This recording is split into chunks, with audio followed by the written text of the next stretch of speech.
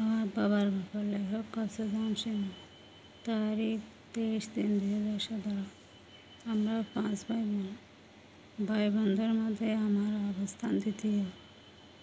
বাবার কর্মজীবন শিক্ষকতা হওয়াতে বাবা ছিলেন জেলা শহরগুলোতে কর্মরত।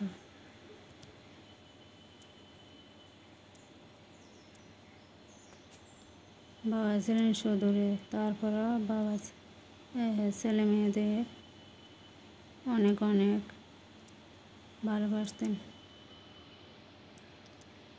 বাবা কোনোদিন ধূমপান করেননি। বাবা ছিলেন আমাদের ভাই বোনদের আদর্শ। বাবা সবাইকে ধূমপানে আসক্ত হতে নিষেধ করতেন। বাড়িতে সবসময় দেখতাম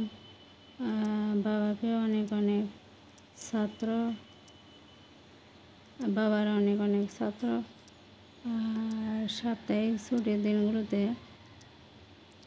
বাবার সঙ্গে দেখা করতে আসতো।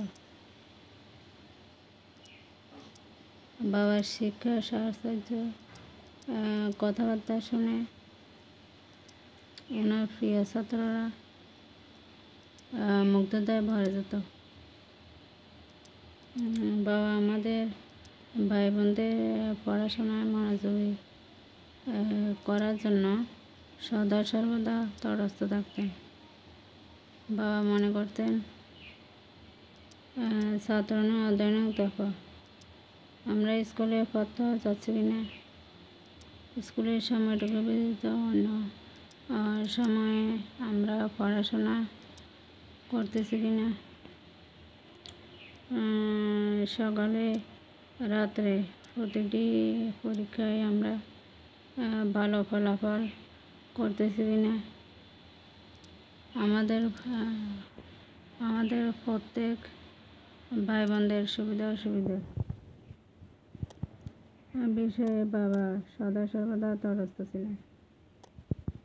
আমাকে প্রতি সপ্তাহে ছুটির দিনগুলোতে ইংরেজি লেসনগুলো প্রস্তুত করতে হতো।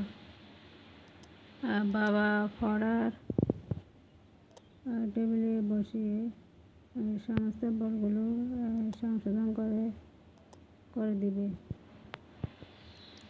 স্কুলের সাময়িক পরীক্ষা ব্যতীত বাবার সামনে বসে আমাদের অনেক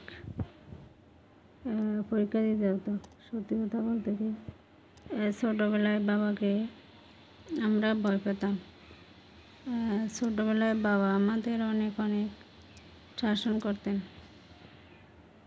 আমাদের ভাই বোনদের সাথে বাবা সবসময় গাম্ভীর্যপূর্ণ ব্যবহার করতেন। এই জন্য বাবা আমাদের নিকট ব্যক্তিত্বশালী